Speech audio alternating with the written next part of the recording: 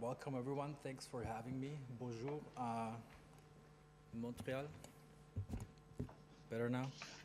All right, so my name is Andreas Lamprecht. I work at a company called AirMap. We are a startup initially from California. We are in the funding phase right now, so we raised a bunch of money in venture capital, and we recently opened up an office in Berlin, 2 S-Bahn stations away from here, where we develop the core technology of our platform. When we look at the drone economy, we see this really as an evolution. Today, when we talk about drones, everything is about pretty much flying cameras. You have tiny drones that are very stable in the air and easy to control. You can get them as a Christmas present for a couple €100. So similar like in a few years ago, the digital DSLR cameras. Now drones are becoming very popular. However, the enterprise value, the commercial value really gets unlocked when we switch over some things, right? The biggest problem, I would say, is the pilot. If there's no pilot, then everything can be much safer, it's much cheaper, it's much more scalable, and the future is really bright when we talk about drones as a service that are operated not by one pilot, but maybe by a supervisor that operates hundreds of drones at the same time. And then it's really autonomous missions and not so much piloted. The second big difference compared to how we think about aviation today is low altitude airspace, right? This is not hundreds or thousands of meters in the air. It's very, very close to objects that are on the ground. And this little exercise, this picture here should help depict what kind of obstacles that we are facing with. You have hangars that maybe the drones fly out of, then you have roads that you need to obey. There's maybe a cell tower that you want to inspect, and there is a fire that you have to avoid because there might be firefighting activities. There is all sorts of sports events and parks and kindergartens and schools. Everything is super local, right? This is much more about control locally in a city about what is going on than it is about operating in a national airspace type of scenario. You need a lot of data for that, and we are a company that provides solutions to publish and provide that data to the drone industry. We already have a lot in our platform. I'll show you a concrete example in a second.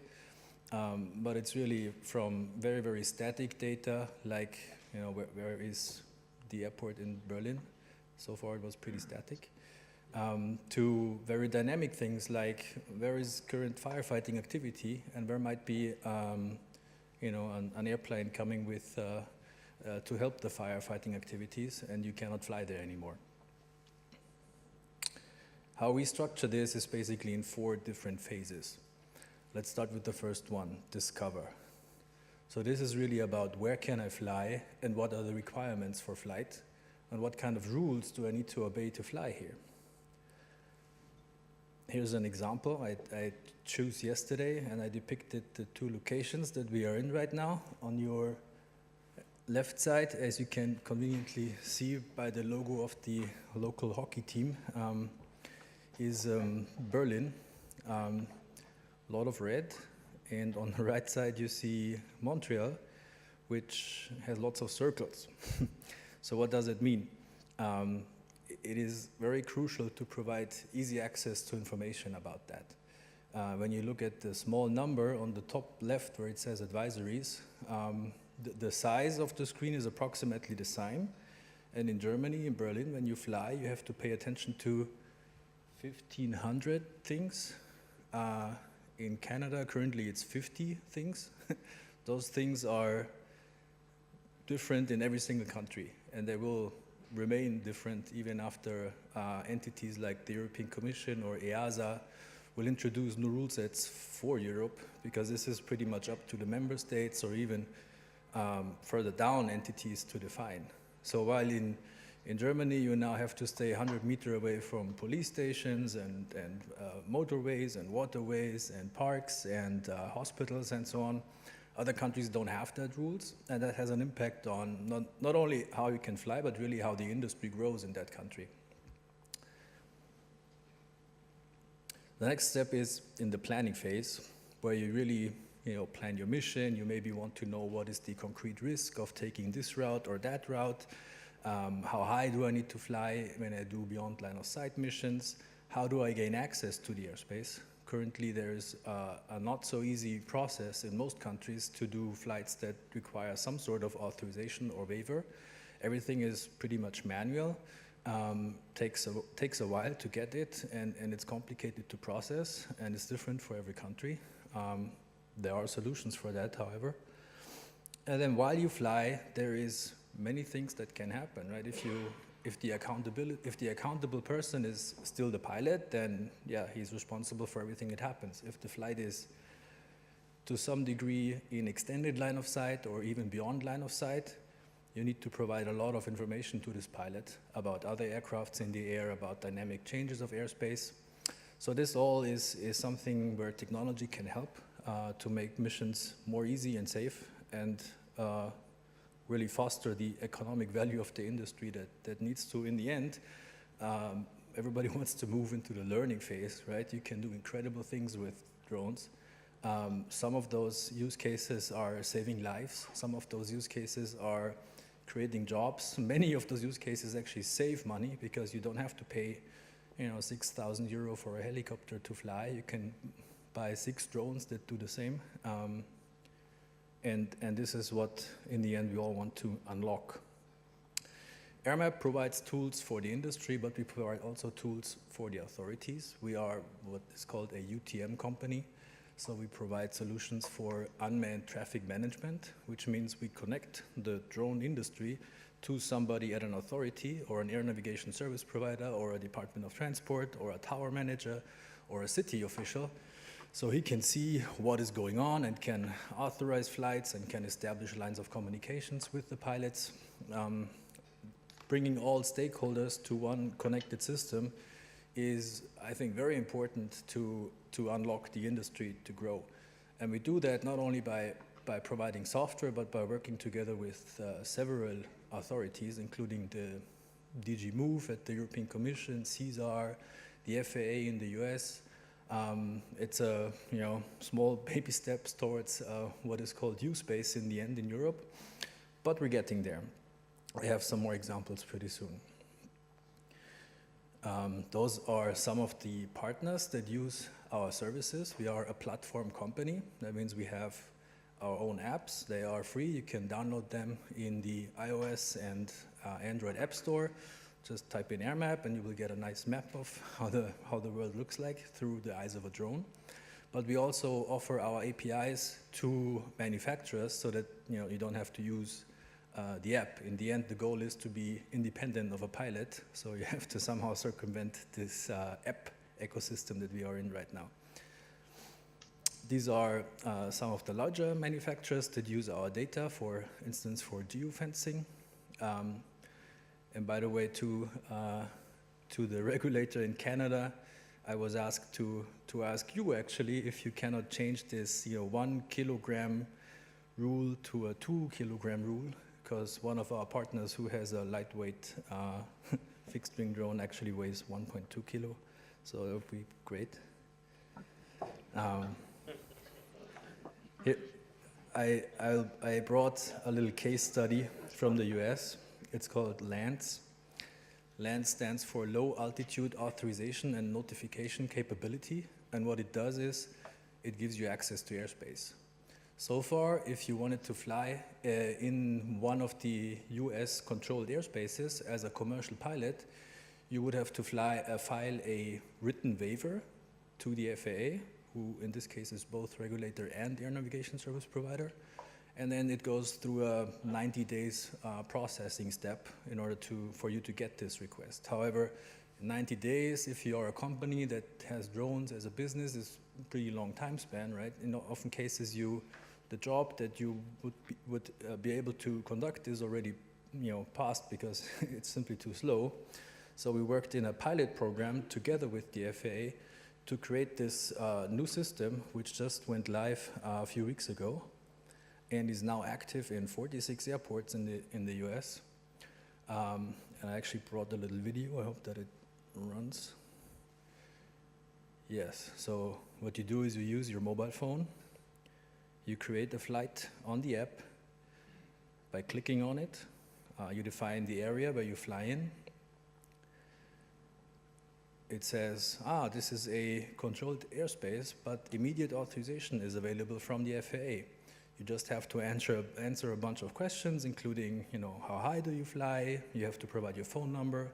You have to determine what the visibility is. And then you can submit the flight. And immediately afterwards, you receive a text message that either says, yes, your flight is granted, or it says, we need more information because you are maybe too high, or something is, it's too short of a time span, or somebody else is already flying there, or it's rejected because it's maybe too close to some critical infrastructure.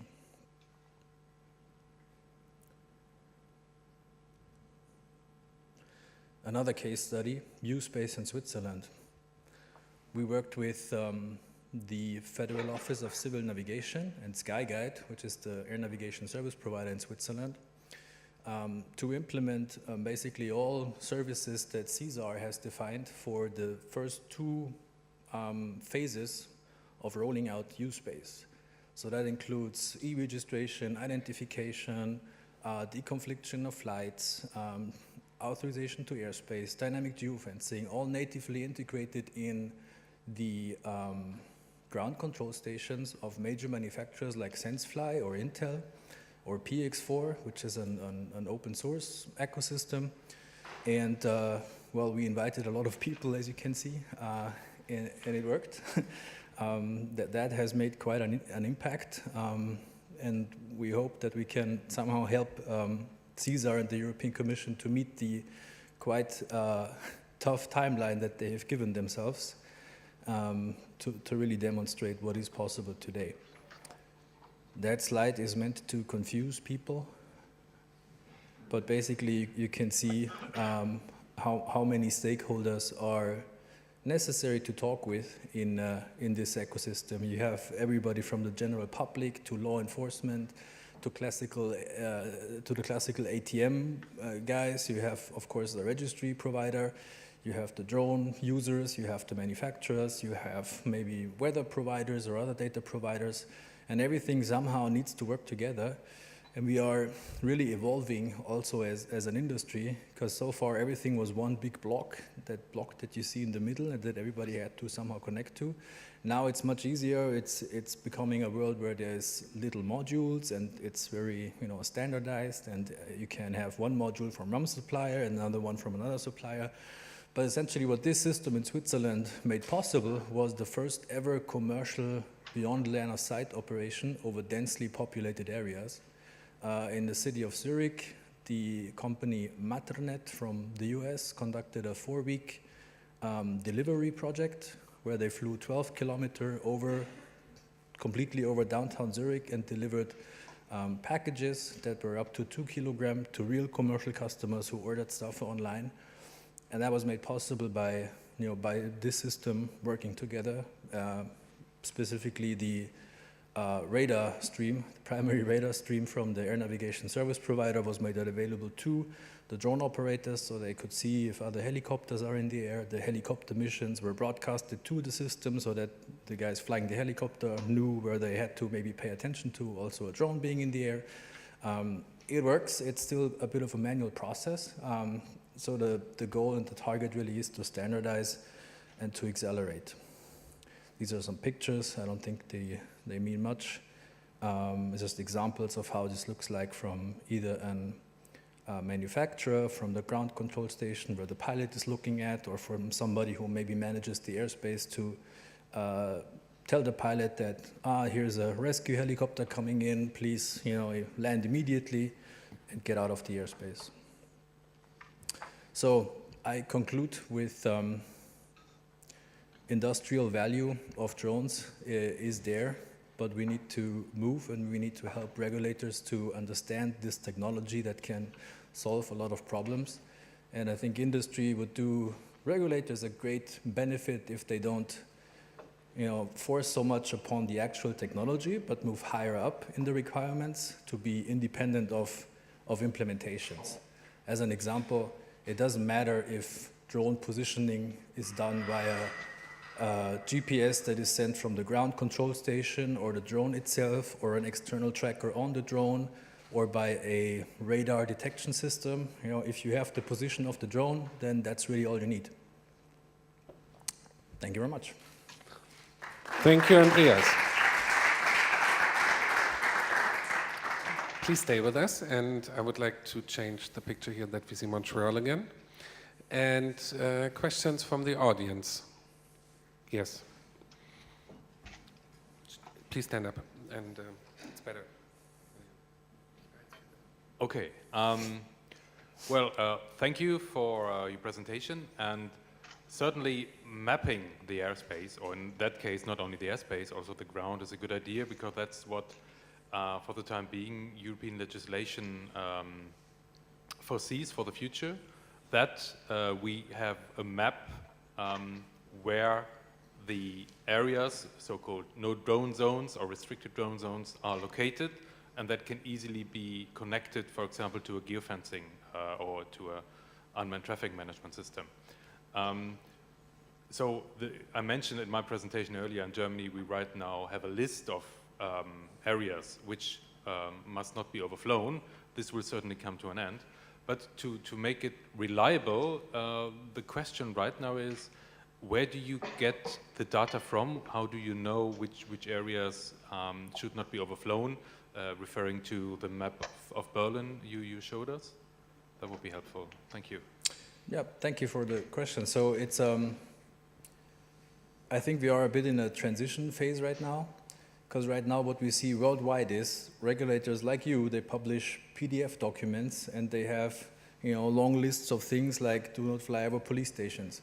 Then the common drone operator gets his drone on Christmas and he maybe knows about this rule, maybe not, but he for sure doesn't know where all the police stations are, or hospitals, or involuntary detention facilities, and so on.